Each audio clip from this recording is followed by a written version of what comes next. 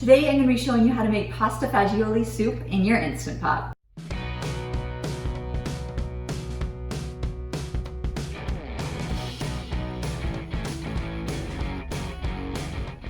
Hi, I'm Karen Peterson and I run the website 365daysofcrockpot.com, where I share Instant Pot and slow cooker recipes with you for every single day of the year. Today I'm going to be showing you how to make one of the best soups that's out there, pasta fagioli, just like you get at Olive Garden.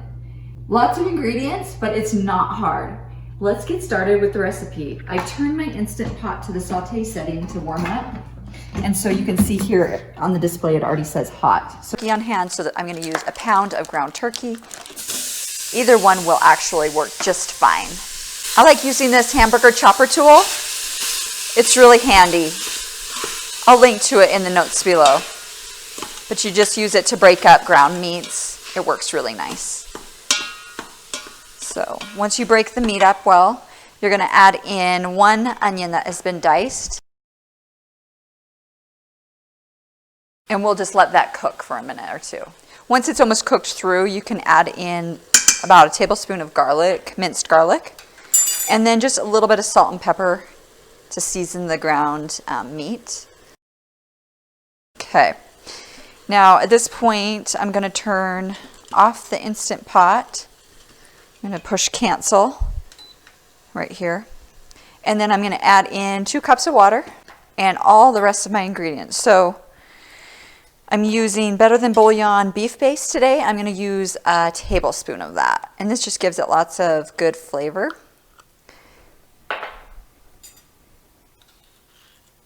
I've chopped up a cup of celery and a cup of carrots. I'll add that in.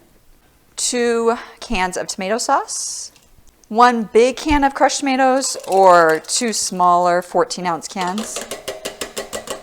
Now I'm going to add in a can of kidney beans, and the can of either Great Northerns or cannellini beans will work. And you actually don't even drain them. You just add them in like that with the juices and everything. So it makes it super easy. Now we'll do a few seasonings. So I'm going to do a teaspoon each of basil, oregano, and salt, 1/2 teaspoon of pepper, and 1/2 teaspoon of thyme. There's 2 ways you can do this soup. The first way is you start pressure cooking it now, and then you add in cooked pasta after the soup has pressure cooked. And that will ensure that your pasta doesn't get overcooked, because sometimes the pasta does. We're using this small, these little ditalini, like tiny little pasta. And so they get cooked really quick.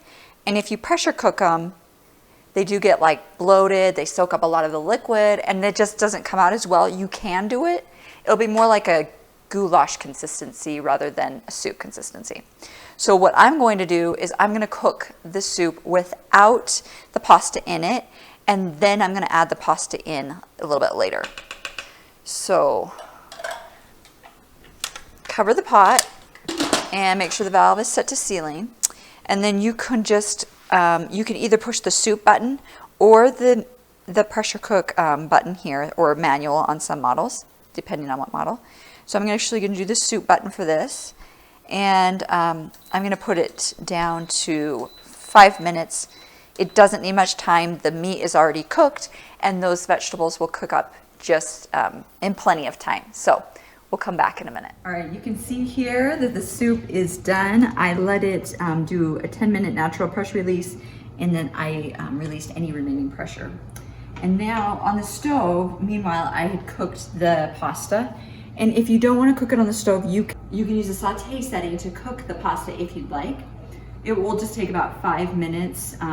The ingredients in the pot are already so hot, it will come to boil super quick, and you'll be able to boil your pasta. But I just wanted to have it kind of separate. What I like to do is, if I know that there's gonna be tons of leftovers, is scoop this into bowls and then take some of the pasta and put it into each individual bowl. And then you keep this separate in your fridge from this, and that way it doesn't soak up all the liquid, and the soup stays soup, and then the pasta stays al dente, nice and firm. And then whenever you want a bowl of soup, you just add in the amount of pasta that you want. That's the way I do it, but you can do it however you like.